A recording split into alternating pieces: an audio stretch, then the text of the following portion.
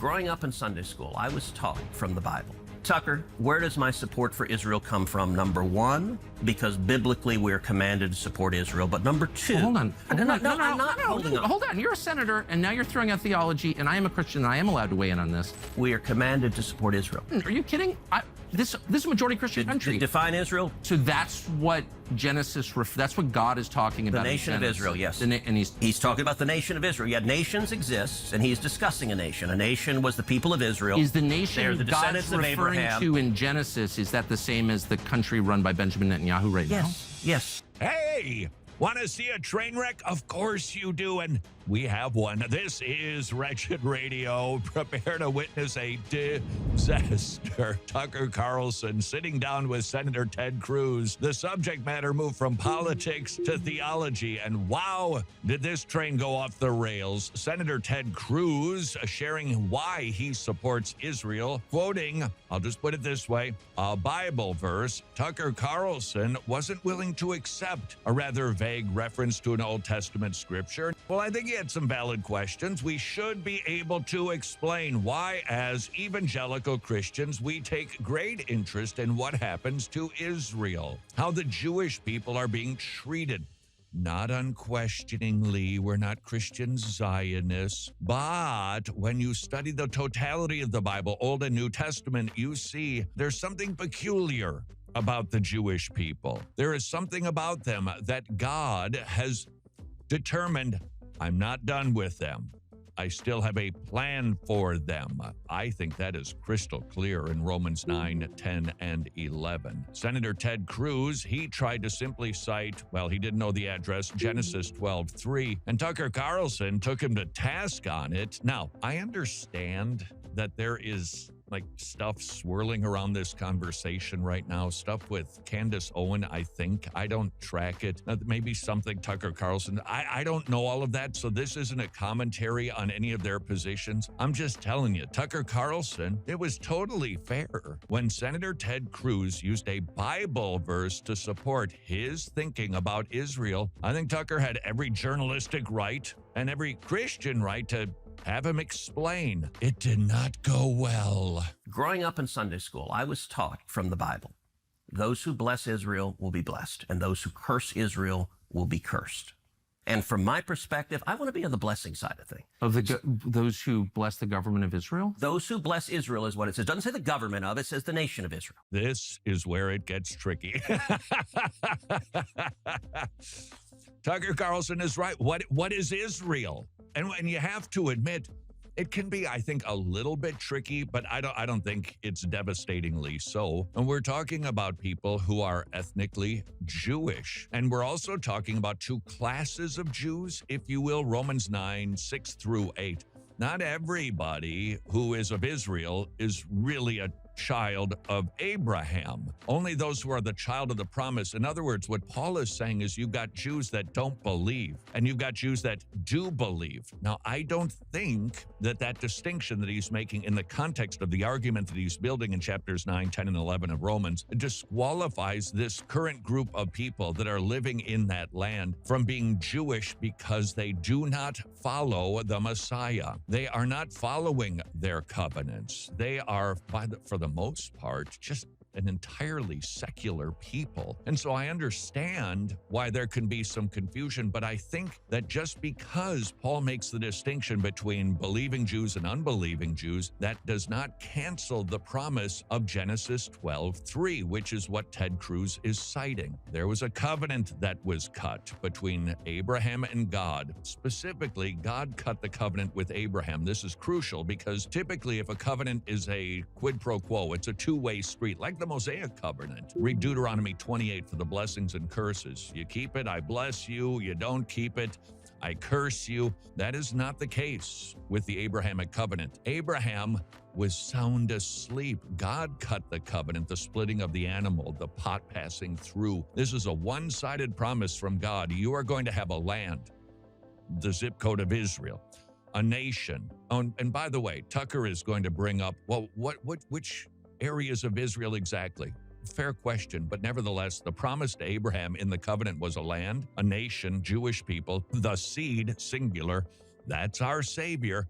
and then blessings. That's the promise that God made. And there is nothing in the Bible to indicate that he has changed his mind on that promise. He has not broken it. He has not determined it's out of date or obsolete. The Mosaic covenant, Hebrews 8, 9, 10, that is set aside. The principles still exist, but that actual covenant has been superseded by the better covenant promised by Jeremiah, where God will give us a new heart with new desires, write his laws on our hearts. But the Abrahamic covenant is a covenant that continues to endure. And for my money, if you take a look at 1947, when the Jewish people, they received the land back because it was given to them by God, give or take 2200 BC, you got to scratch your head and ask, how is it that a dispersed people that does not have a homeland for gazillions, okay, maybe not gazillions, just zillions of generations, how could they stay together when no other ethnic group has ever succeeded in doing that? You got to have a homeland to maintain being a people. They maintain being ethnically Jewish. Maybe it's because God still has a plan for them. The Abrahamic covenant endures, and hermeneutically, you would also have to say the promise to Abraham of a land, nation, a seed, and blessing, that this ongoing promise has not been revoked in any way, shape, or form. It does get tricky. I understand, because you've got those Romans 9, two classes of people. It does get tricky because we've got the church, which is not Israel. Nevertheless, hermeneutically, there is a principle from Genesis 12 that says, in general, if you bless Israel, if you bless the children of Abraham, you will be blessed. That promise is, I think, still valid. Now, that's my explanation. Let's see if Ted Cruz can pull it off. So that's in the Bible. As a Christian, I believe that. Where is that? I can find it to you. I don't have the scripture off the tip of my. You pull out the phone and use the Google. It's in Genesis. But so you're. Oh.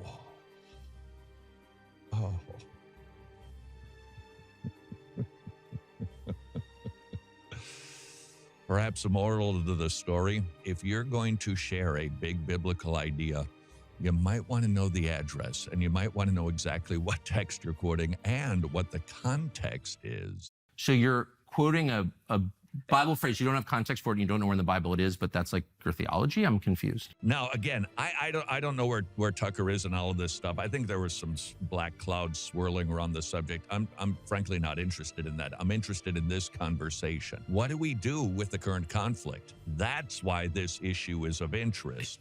What does that even mean? Tucker, I'm a Christian. I want to know what you're talking about. Okay. Where does my support for Israel come from? Number one, because biblically we're commanded to support Israel. But number two, hold on. I'm not holding on. Hold on. You're a senator, and now you're throwing out theology, and I am a Christian, and I am allowed to weigh in on this. We are commanded as Christians to support the government of Israel? See, here's where the confusion is. Supporting the government of Israel, I think packed into that means every decision they make.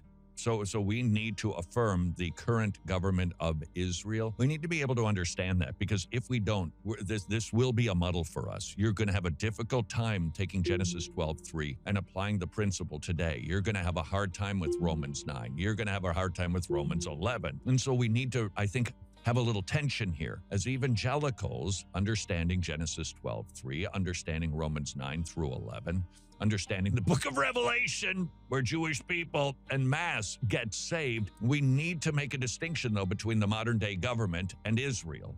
We're supporting Jewish people. We believe that they have a right, a God-given divine right, that was redundant, to that land. That does not mean we have to endorse every single decision that the current government makes. We don't support them like that. And that is where I think this might be the most helpful aspect of all of this. We have a tendency to kind of muddle sometimes politics and theology. I think we need to keep it separate, really distinct in this situation. It doesn't mean that theology doesn't inform politics. I'm not saying that, but I am saying that the politics of modern day Israel is different than our theological hopes for the Jewish people, the theological plan, the theological future salvation of ethnic Israel. And so We can't get those two confused. I think that's what's happening here. I think Tucker is right. He's asking the question, so we're supposed to support the government of Israel no matter what they do? And the answer to that is no, we're not. Well, then how is it that you're supposed to bless Israel or you'll be cursed? It's because we are for the Jewish people,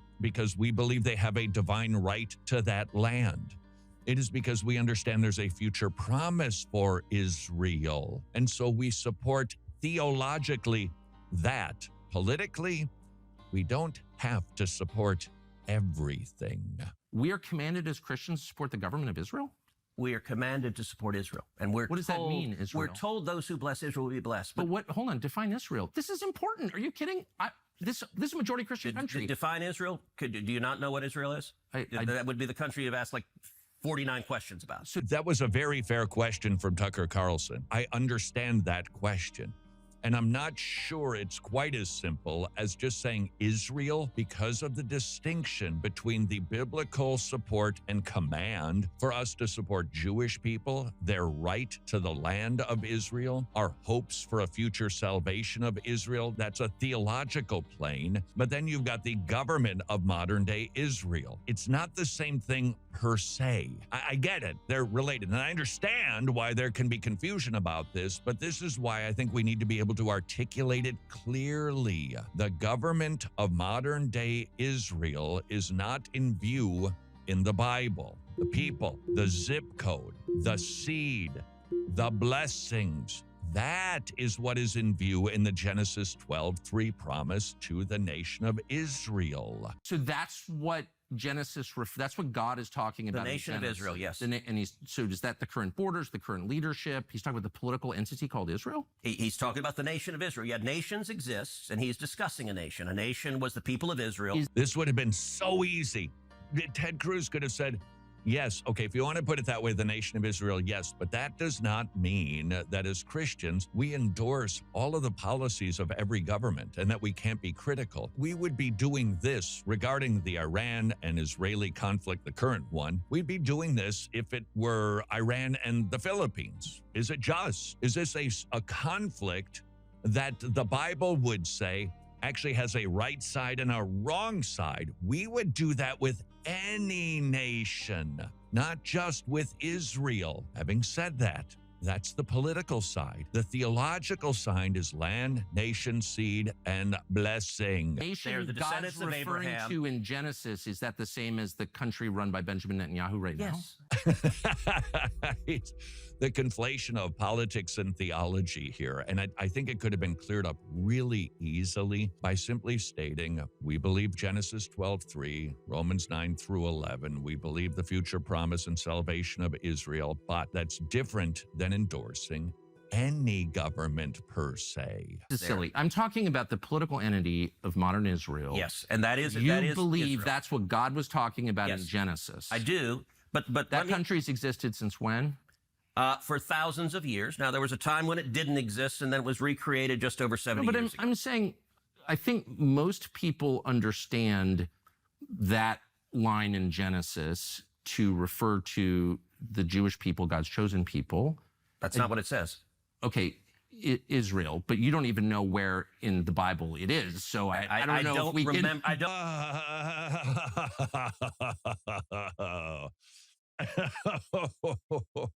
I don't remember the scriptural citation, but okay, I keep. It's like Genesis 16 or something like that. It's Genesis 12, but Tucker was closer.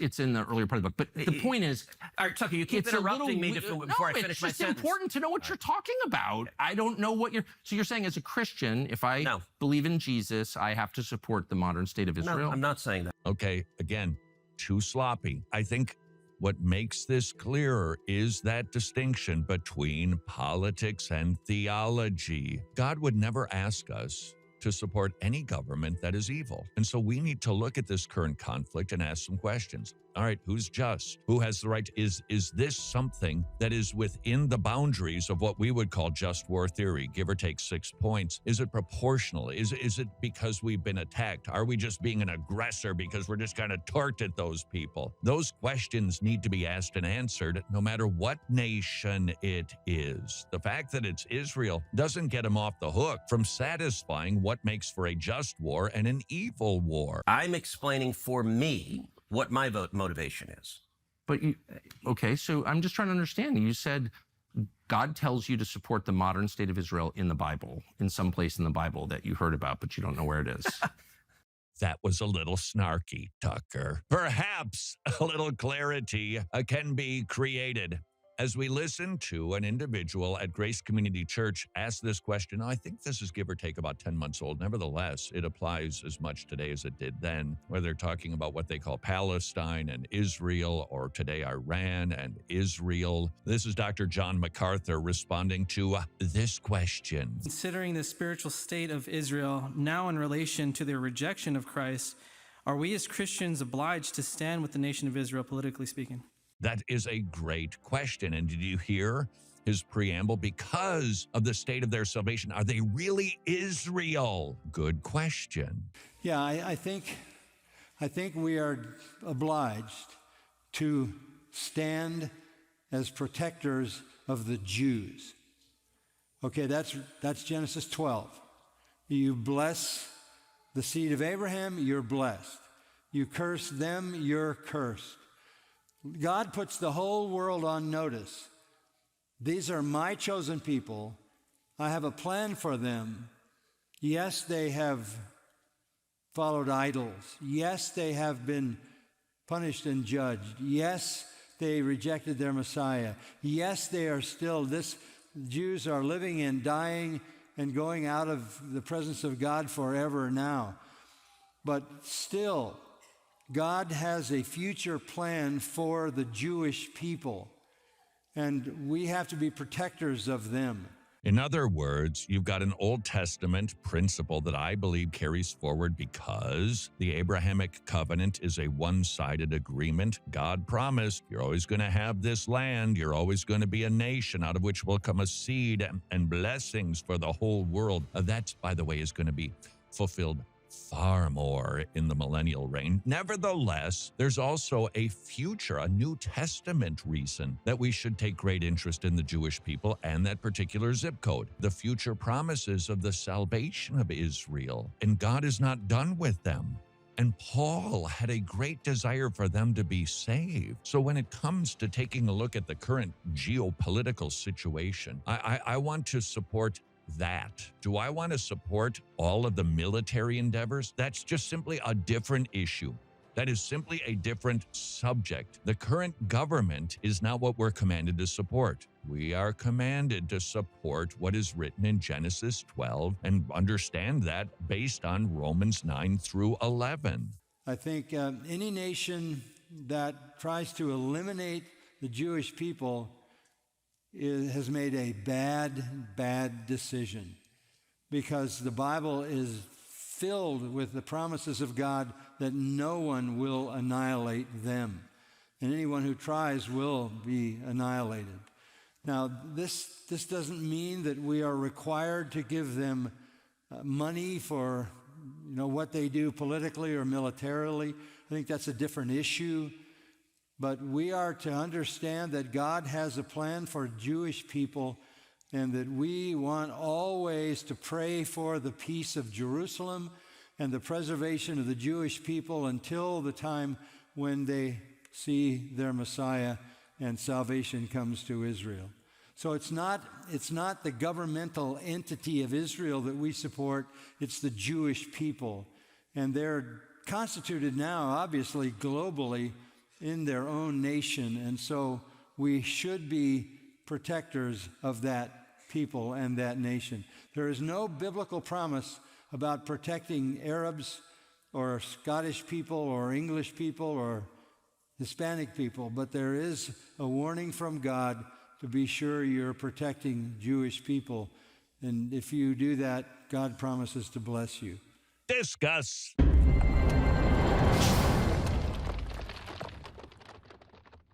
God is blessing Fortis Institute. Thanks to your prayerful financial support, the labor of a lot of godly people at this ministry, we are producing more content, reaching more people, and we have more trusted voices that are creating sound biblical content. And we want to keep this train rolling.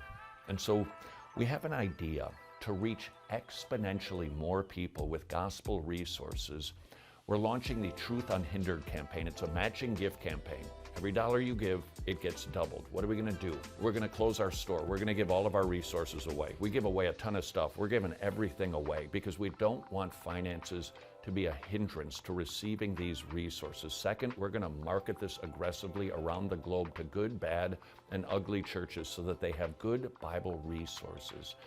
Would you join us for the Truth Unhindered campaign at fortisinstitute.org/donate?